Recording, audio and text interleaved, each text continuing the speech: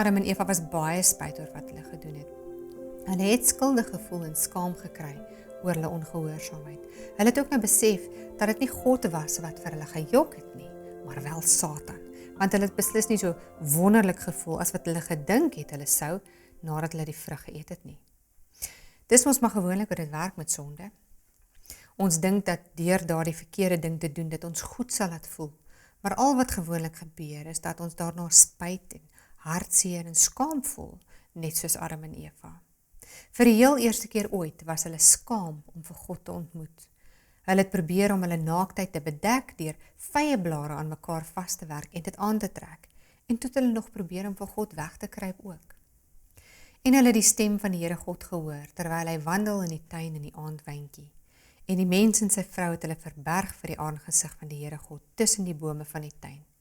Toe roep die Here God na die mens en sê vir hom, waar is jy? Dinge het nog glad nie juist verander nie, het dit. Tot vandag toe probeer ons ook om vir God weg te kruip, om wanneer ons iets verkeerds gedoen het, dit vir hom te probeer wegsteek. Net soos Adam en Eva, probeer ons ook om agter vyeblare vir hom weg te kruip. Ons doen dit deur of daaroor te jok, of ons probeer om dit te regverdig, of ons sê, ag wat, dis nie so erg nie, almal doen dit dan. Maar sonde is sonde. En God sê vir ons dat alle sonde ewe ernstig is, omdat alle sonde uiteindelik na die ewige dood lei. God wil vir ons die ewige lewe gee, nie die ewige dood nie.